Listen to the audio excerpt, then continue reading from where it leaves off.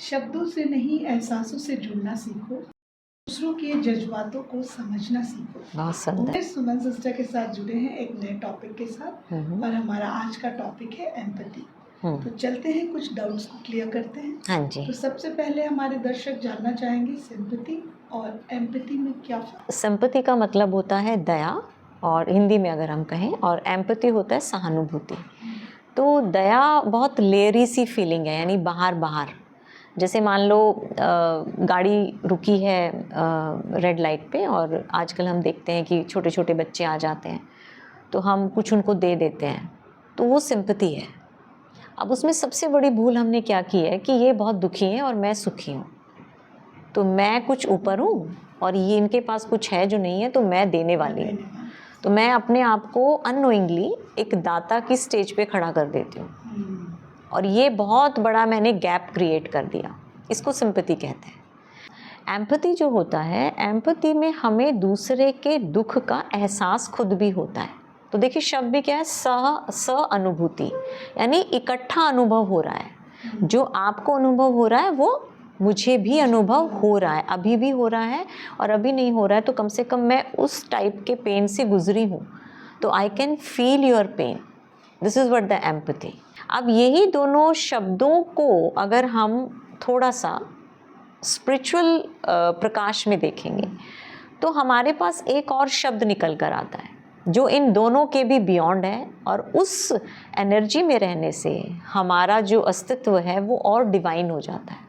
That is beyond sympathy and beyond empathy. उसको कहते हैं कंपैशन। तो जब हम एम्पैथी और सिंपैथी की बात करते हैं, तो हम कंपैशन को ना उसके बारे में बात करें, ये पॉसिबल नहीं है। करुणा का अर्थ होता है कि मैंने आध्यात्मिकता से जो पाया, मैं चाहता हूँ वो तुम भी पाओ, और वो पाने के लिए मैं हमेशा तुम्हारा मददगार हूँ।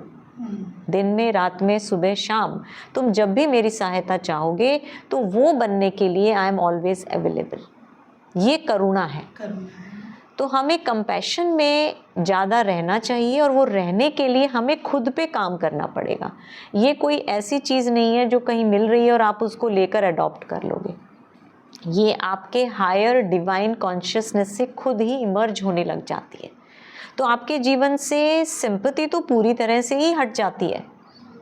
अब जैसे हम कहें, फिर क्या हम रेड लाइट पे बैगर आया तो उसको कुछ देंगे? नहीं, वो आप दोगे, लेकिन आपके अंदर ये जो भाव आ रहा था ना, हाय बेचारा कितना गरीब है, वो भाव नहीं आएगा। आप सिर्फ इसलिए दोगे कि उसने मांगा है, आपके पास है, आपने दे दिया। अब वहीं पे फुल स्टॉप लग जाता है। ये जो अंदर बहुत सारे हमारे ख्याल चलते हैं वो नहीं क्रिएट होते, है ना, वो होंगे ही नहीं अगर आप कंपैशन में हो, राइट। और कंपैशनेट जो बीइंग होता है वो साथ साथ उस पहचान के बारे में भी तीनों लेवल पे देख लेता है कि अभी ड्रामा प्लान अनुसार इनका ये पार्ट चल रहा है, लेकिन ये भी एक स्पिरिचुअल हायर डिवाइन सेल्फ है। ये देख लेना ही मनसा सेवा हो जाती है।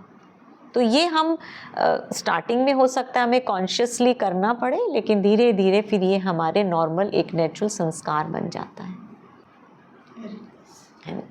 नेक्स्ट हमारा, क्या एम्पैथी एक नेचुरल क्वालिटी है या इसे डेवलप किया जा सकता है? क्योंकि हर इंसान के अंदर एम्पैथी तो होता नहीं। जैसे कि आपने बताया सहानुभूति, दया होती है जो एक दूसरे को देते हैं और अपने को क्रिएट करते कि मैं दाता हूँ, देने वाला। तो ये क्या एक नेचुरल क्वालिटी, इसको डेवलप किया जा सकता है? हाँ, बिल्कुल कर सकते हैं, लेकिन इसको डेवलप करने की बजाय फिर वहीं पर बात आएगी कि हमें अपने कॉन्शियसनेस के लेवल को बढ़ाना है। जैसे आप इस एग्जाम्पल से समझ सकते हो कि मान लो किसी बच्चे ने IAS टॉप किया, तो हम उससे पूछ रहे हैं कि ये तुमने ये कैसे टॉप कर लिया, तो वो यही तो कहेगा कि और कुछ नहीं, बस मैं सारा दिन पढ़ाई करता रहता था और मैंने टॉप कर दिया।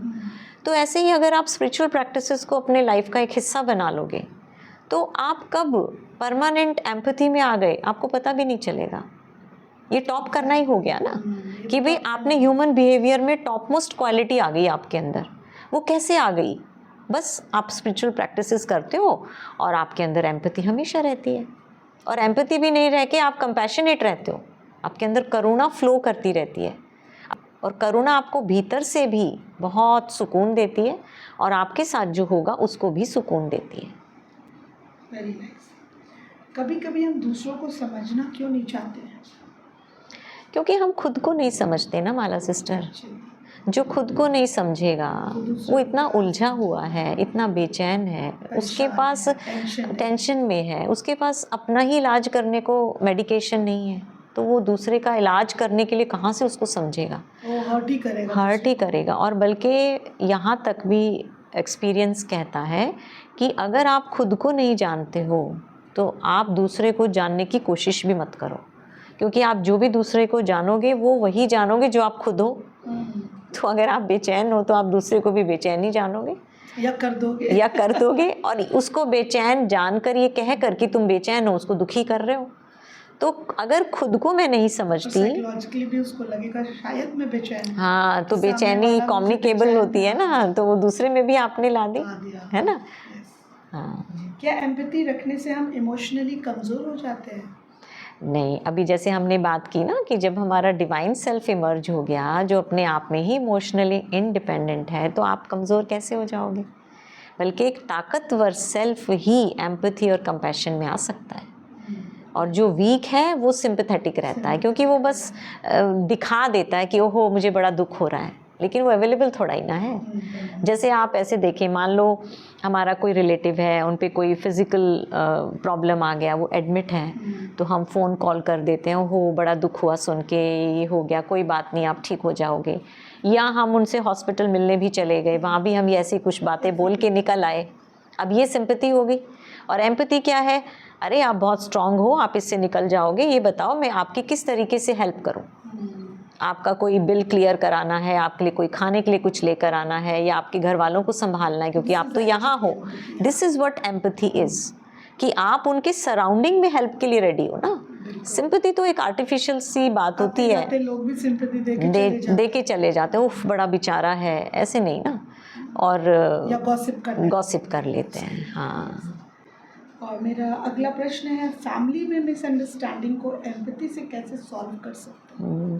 इसको समझने के लिए एक एग्जांपल लेते हैं। मान लो मैं यहाँ पे एक बोर्ड रखूँ और उस पर 6 लिख दूँ, तो आप उसको 9 पढ़ेंगी, मैं उसको 6 पढ़ूंगी। दोनों करेक्ट है। अब मैं सारी ज़िंदगी, हम दोनों, मैं 6 पढ़ती रहूँ, आप 9 पढ़ते रहो, सारी ज़िंदगी हमारी बहस चल सकती है।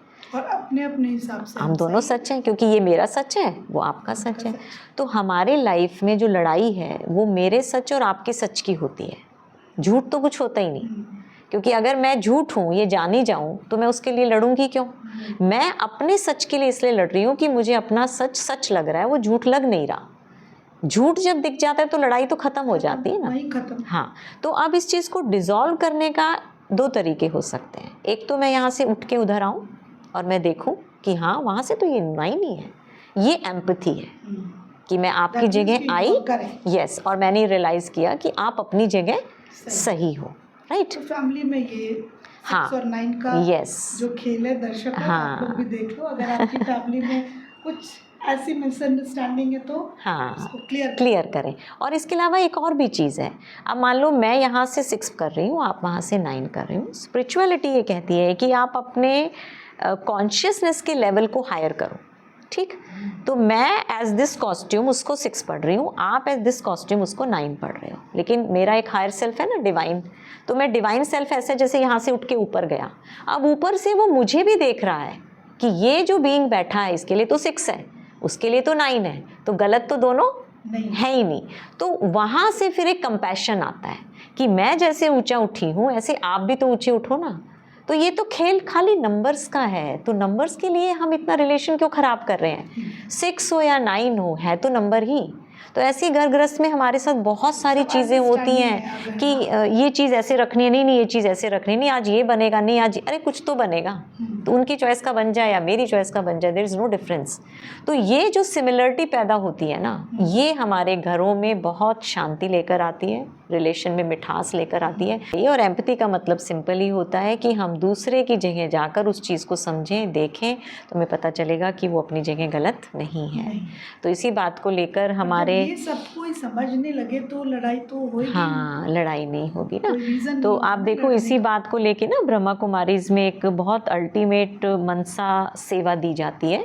तो वो जितने भी टेररिस्ट हो जाते हैं या जो बहुत बड़े क्राइम कर जाते हैं, उनको भी परमात्मा का साकाश जिसको कहते हैं, कि भगवान का आह्वान करना ताकि उनका इंटेलेक्ट, उनका माइंड थोड़ा स्टेबल हो और वो ऐसे कर्मा ना करें। तो वो इसी आधार पे किया जाता है कि उनको कसूरवार नहीं देखा जाता, उनको ये देखा जाता है कि वो जिस सर्कमस्टांसेस से निकल कर आए हैं, अगर वैसे मैं भी निकल कर आती तो मैं भी आज टेररिस्ट होती। हाँ, तो वो टेररिस्ट हैं तो इसमें उनकी कोई फॉल्ट नहीं है, उनकी परिस्थितियाँ ऐसी थी।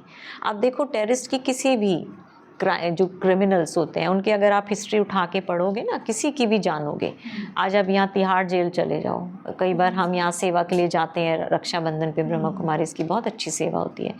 तो वहाँ जब उनको लास्ट टाइम जाना हुआ तो ऐसे सब दिख रहे थे, तो लग रहे थे ये अंदर कैद है, हम बाहर कैद हैं, ये भी कैदी हैं और हम भी कैदी हैं, हमें ओपन समाज में कैदी हैं, हम इस कॉस्ट्यूम के कैदी हैं, और ये ट्रिपल कैदी हैं, कैद में भी कैद में हैं। तो इनसे जो कसूर हुए और एक दूसरे जैसे बात की तो पता चला कि उनसे जो गलतियां हुई हैं वो सिचुएशंस ने और उनके वीक सेल्फ के कारण हुई हैं। दो चीज़ों का कॉम्बिनेशन हो गया, सिचुएशन वर्स्ट आ गई और सेल्फ इतना वीक है कि वो उस वर्स्ट सिचुएशन में वर्स्ट एक्ट करने से खुद को रोक नहीं पाया। तो इसका इलाज क्या है कि उनके सेल्फ को थोड़ा अपलिफ्ट किया जाए। खाली सज़ा देने दे, जेल बंद कर देने से तो कुछ हासिल नहीं होना ना। तो कहने का भाव यही है कि कोई चाहे कितना भी गिरा हुआ कर्म कर रहा है, उसके पीछे जो कॉज इफ़ेक्ट चला रहा है वो वीक सेल्फ का और सिचुएशन का एक रिएक्शन है, इसके अलावा कुछ भी नहीं है। तो जब हमें ये समझ में आता है ना, तो हमें सबके प्रति कंपैशन या एम्पैथी आने लगती है। सोल कॉन्शियसनेस से एम्पैथी का क्या कनेक्शन है? हाँ, वही है, जैसे जैसे आप डिवाइन होते जाते हैं, क्योंकि हमारे पूरे अस्तित्व में 3 लेवल पे कॉन्शियसनेस होती है। सबसे निचली जो है वो है सर्वाइवल, जिसको कहते हैं सर्वाइवल फॉर द फिटेस्ट, जो एनिमल इंस्टिंक्ट होता है। उसके अंदर हम सिर्फ खाने के लिए, रिप्रोड्यूस करने के लिए और सोने के लिए जीते हैं। ये 3 ही एक्ट है। आप कभी भी देखो 99% ह्यूमैनिटी यही कर रही है, अच्छा खाओ, अच्छी जगह सो, बच्चे पैदा करो, और तो कुछ नहीं है। This is what the survival consciousness is. है वो जीवन जीने का तरीका, but it is similar to animals. उसके बाद एक आता है इमोशनल। तो इमोशनल में होता है कि हम इमोशनली अपने एक दायरे में अटैच होते हैं। जैसे ये 4 मेंबर मुझे बहुत पसंद है, इनसे मुझे बहुत प्यार है, जो मेरे घर परिवार के हैं, तो वो लेवल भी कोई हायर नहीं होता है। और तीसरा जो हाईएस्ट है वो है डिवाइन। तो डिविनिटी में जब आप शिफ्ट ले लेते हैं विद दीज प्रैक्टिसेस, तो ये जो एम्पैथी है या कंपैशन है या कॉपरेशन है, ये अपने आप आपकी लाइफ में फ्लरिश होता है। आपको लाना नहीं पड़ेगा, आपको लाना नहीं पड़ेगा। क्या जज किए दूसरों को समझ सकते हैं? समझने के लिए तो हमें जजमेंट को पहले साइड में रखना ही पड़ेगा। अगर आप जज पहले कर रहे हो किसी को और फिर आप समझना चाह रहे हो, तो समझ कहाँ रहे हो? क्योंकि जज हो गए तो आपने फैसला तो पहले ही सुना दिया, अब तो आप एक्टिंग कर रहे हो कि मैं तुम्हें समझ रहा हूँ। तो जजमेंट तो बहुत बाद की बात है, तो पहले समझ आती है, और समझ वही सकता है जो खुद को समझता है। तो अगर मैं खुद को ही नहीं समझती कि मैं डिवाइन सेल्फ हूँ, भावनाएं बिल्कुल क्लियर हो, यस, ट्रांसपेरेंट हो ना। क्या आपने कभी किसी की सिचुएशन को समझकर अपना नज़रिया बदला है? मुझे ऐसा लगता है कि मैं जब खुद चेंज हो गई ना, ट्रांसफॉर्म हो गई ना, तो मुझे अब किसी की सिचुएशंस को देखने की ज़रूरत ही नहीं है। क्योंकि वो जब हम डिविनिटी में आ जाते हैं तो हमें एक ही दृष्टि से ना तीनों चीज़ें दिख जाती हैं। सिचुएशन भी, सिचुएशन में फंसा हुआ भी, और वो क्या हो सकता है वो भी। तीनों आयाम एक साथ, कंफ्यूजन की बात ही नहीं है। उसको एक सिंपल जो वर्ड हम परमात्मा के महावाक्यों में सुनते हैं, वो बाबा कहते हैं त्रिकालदर्शी, त्रिमूर्ति एंड त्रिनेत्री। तो त्रिनेत्री का मतलब ये है कि आप के तीनों नेत्र एक्टिव हैं, दोनों आंखें, क्योंकि आंखें सिचुएशन देखेंगी, और जो तीसरा नेत्र जो बुद्धि का है वो सिचुएशन में फंसे हुए को देखेगा और वो क्या हो सकता है उसको भी देखेगा, और फंसे हुए को निकालेगा। हाँ, फंसे हुए को निकालेगा नहीं, फंसे हुए को निकलने के प्रति ज्ञान देगा। निकलेगा वो खुद ही। अगर आपने निकालने की कोशिश की तो आप भी उलझ जाओगे।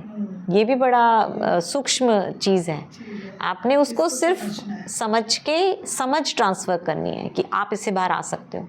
आप आके तो देखो, ये रास्ता है।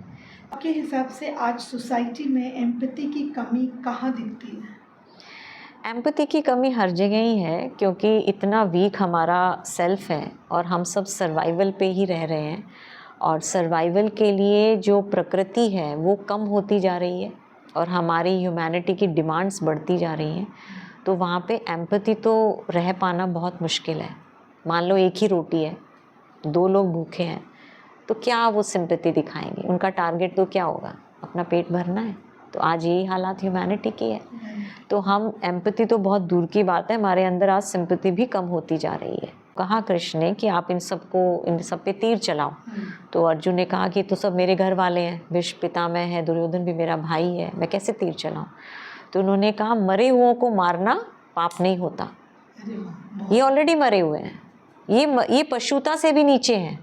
क्यों? क्योंकि से नीचे चला गया तो जिंदा कहाँ है? जिंदा कहाँ है? तो आज हमारे सोसाइटी में ह्यूमैनिटी उसी लेवल पे आ चुकी है। आप देखो, जैसे कहीं रोड एक्सीडेंट हो जाता है, पेड़ के नीचे 4 लोग ताश खेल रहे हैं, उधर 2 एनिमल घास चर रहे हैं। एनिमल से तो उम्मीद नहीं करेंगे ना कि वो आके उनकी हेल्प करें, उनकी उन चारों से है। तो पहली पशुता तो ये है कि वो ताश ही खेलते रह गए, वो आए नहीं।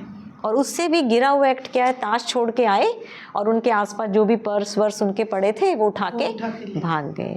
अब ये तो पशु से भी नीचे है। आप सोचो, अगर ऐसा इंसिडेंस कहीं हो रहा है तो हम क्या उम्मीद कर सकते हैं उन 4 लोगों से? वही करेंगे ना कि वो आएंगे और उनका सामान उठा के करके भाग जाएंगे। लेकिन ये भी हो सकता है कि उनके अंदर इतनी डिग्निटी हो कि वो आए, उनको हॉस्पिटल लेकर जाए, उनका इलाज करा दे, उनको टाइम पे हॉस्पिटल पहुंचा दे। अब ये डिग्निटी हो गई। अब ये तो सेल्फ टू सेल्फ डिफर कर रहा है ना, डिग्निटी पे डिपेंड करता है। यस, कि उनकी कौन सा कॉन्शियसनेस उस वक्त जागृत होती है। क्योंकि जागृत होने के मार्जिन तो दोनों के हैं। अगर घर में बिल्कुल पैसे की कमी है, घर में कुछ खाने को नहीं है, तो बट नेचुरल पर्स उठा के ही भागेंगे। लेकिन वो उसको भी ओवर कर रहे हैं कि खाने की कमी है वो तो छोड़ो, लेकिन इनकी हेल्प करना आज ज़्यादा ज़रूरी है। तो आप सोचो, अगर वो उनकी हेल्प करेंगे और मान लो कोई करोड़पति निकल आया तो तुम्हारे घर तो साल का राशन आ जाएगा। तो ये कायनात भी ना किसी का रखती नहीं है, लेकिन आपको पहले अपनी हायर कॉन्शियसनेस से बाहर आना पड़ता है। और ये डिसीजन तो देखो हर कोई अपने आप ही लेगा ना। तो इसीलिए आज के समय में सिंपैथी, एम्पैथी या कंपैशन, ये हमारी एक अपग्रेडेशन का मुद्दा है, ना कि इसको लाना है। हमें खुद को अपग्रेड करना है, और अपग्रेड करने के लिए सर्वाइवल से इमोशनल से डिविनिटी पे आने के लिए स्पिरिचुअलिटी के अलावा कोई और टूल तो है ही नहीं। वो एकमात्र सीढ़ी है जो स्टेप बाय स्टेप हमें डिवाइन बनाती है, जिसको देवत्व कहते हैं ना, कि इनके अंदर तो बड़ा देवत्व है, ये तो बिल्कुल देवता जैसे हैं, या तो ये तो देवी जैसे हैं। इतना अच्छा लगेगा कि आधी परेशानी तो वहीं चली जाती है। उनका लाइफस्टाइल बहुत सिंपल होगा, जैसे मुझे आपको देख के लगता है। क्योंकि बहुत सारी बातें होती हैं। आपको जब मैं देखती हूँ तो मुझे लगता है कि कुछ दुख तो है ही नहीं, बिल्कुल स्पिरिचुअलिटी में अगर हम चले गए। और ये सब भी माला सिस्टर, अगर आज आप ये कह पा रहे हो तो इसके लिए मैं सारा क्रेडिट स्पिरिचुअलिटी को ही दूंगी, क्योंकि हम तो ऐसे ही बीइंग थे, आधे मृत आधे पशु। मृतता भी थी हमारे अंदर, वो नज़र कम आती थी, लेकिन वो दोनों ही डिसॉल्व हो गई ना। तो अब परमात्मा के साथ रहने से, उनके साथ रिलेशंस फील करने से, उनसे रूह रिहान करने से, एक तो बाहर डिपेंडेंसी नहीं रही है ना, एक तो, और एक ये नंबर ऐसा है परमात्मा का जो कभी भी डायल कर लो, कभी भी बात कर लो। आज के टाइम से तो मन लगा लो। दूसरों से बात करने के लिए भी हमें पहले पूछना पड़ता है, आर यू फ्री? अगला रिलेशन में भी, हाँ, क्या मैं आ सकती हूँ, क्या आप इस वक्त फ्री हैं? तो at the end my question is, एक छोटी सी प्रैक्टिस जो हम रोज करें एम्पैथी बढ़ाने के लिए, अगर हर इंसान एम्पैथेटिक हो जाए तो दुनिया कैसे बदल जाएगी? हाँ, देखो, आप इस बात को सोच के देखो कि हम सब डिवाइन हो जाएं, हमारे लिसनर जो सुन रहे हैं, हम जो डिस्कस कर रहे हैं, तो सोचो कहाँ एम्पैथी? हम तो इतने कंपैशनेट रहेंगे, है ना, कि सारों के अंदर ही कंपैशन, किसी के लिए एम्पैथाइज होने की ज़रूरत ही नहीं है, बिल्कुल ही नहीं है। क्योंकि एम्पैथी की ज़रूरत क्यों पड़ रही है? क्योंकि कोई दुखी है, कोई बेचैन है, कोई परेशान है। जब हम सभी डिविनिटी में आ गए तो दुखी परेशान कोई है ही नहीं, तो there is no need of empathy. हमारे आज क्या है ना, भीतर भी तूफान है, भावनाओं के, विचारों के, और बाहर भी तूफान है प्रकृति के। तो जाएं कहाँ? तो वैसे भी रास्ता कहीं नहीं है, आना तो आपको अपने भीतर ही पड़ेगा। तो आज समझ से आ जाओ, कल ये प्रकृति धक्के मार के बोलेगी कि जाओ अपने अंदर, छोड़ो मुझे। तो जीते जी जो अपने भीतर इस डिवाइन सेल्फ को डेवलप कर लेता है वो कभी मरता नहीं, और जो जीते जी इसको डेवलप नहीं करता वो प्रतिपल मरता है। जीते जी मर रहा है। हाँ, जीते जी मर रहा है। वो मृत्यु तो बाद की है, जो शरीर छोड़ेंगे अभी भी मर रहे हैं, कोई डर से, कोई परेशानी से, कोई इनसिक्योरिटी से। हाँ, तो सोल कॉन्शियसनेस ही हमारी हर बीमारी का इलाज है। पहले मेंटल बीमारियां ठीक होंगी और फिर फिजिकल पे उसका प्रभाव आने लग जाएगा। यस, और सोल कॉन्शियसनेस वर्ड को लेके कोई कंफ्यूजन में आने की बिल्कुल ज़रूरत नहीं है।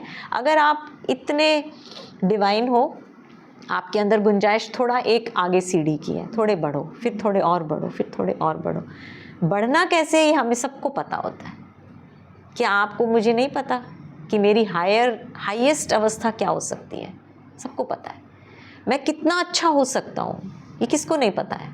तो पता तो सभी को है, बट होना नहीं चाहते ना। सबको पता है सही क्या है, गलत। यस, गलत और सही तो क्लास 1-2 के बच्चे को भी पता ये है। चीज़ गलत है, गुड टच बैड टच हम सिखाते हैं। हाँ, गलत क्या है सही क्या है वो भी सिखाते हैं। तो धीरे धीरे जब मेच्योर होते हैं तो उनको इतना ज्ञान तो हो जाता है। फिर भी तो वो ये गलत का साथ लेते हैं क्योंकि मजा आता है। यस, तो इट इज़ लाइक कि राजा ऑफ लाइफ इज स्लीपिंग, उसको जगाना है। अभी प्रजा का प्रजा पे राज्य है। एक इंद्री कहती है ऐसे करो, दूसरी इंद्री कहती है ऐसे करो, अंदर झगड़े चलते रहते हैं। लेकिन अगर राजा जाग जाएगा तो राज्य में कितनी सुख शांति आ जाएगी। ये शरीर मेरा राज्य है, शरीर से संबंधित जो दुनिया है वो मेरा राज्य है। तो जब मैं ठीक होता है तो मेरा अपने आप ठीक हो जाता है, और मेरा को ठीक करते रहोगे तो मैं तो ठीक नहीं होगा, और मेरा अपने आप ठीक भी नहीं हो सकता क्योंकि उसको ये नहीं पता मैं कौन है। तो बेसिकली गुत्थी कहाँ पे आके सुलझेगी? खुद को जानो, खुदा को जानो, तब जीवन को जान पाओगे। खुद को जानो, खुदा को जानो, हाँ, जीवन को तब जीवन को जानो। हम पहले जीवन को जानने निकल पड़ते हैं, हमारे पास वो समझ ही नहीं है कि हम जीवन को समझ सकें, फिर उलझ जाते हैं। तो इसको पहले जानो। फिर उलझे हुए को सबको ही मिलता नहीं, क्योंकि सभी तो बाहर भटके हुए हैं। जो सुलझा हुआ है वो भटकाव वाले रास्ते पे कहाँ मिलेगा आपको? तो सुलझे हुए पे बैठा है आराम से, उससे मिलने के लिए भी आपको सुलझ के उस तक जाना पड़ेगा, है ना?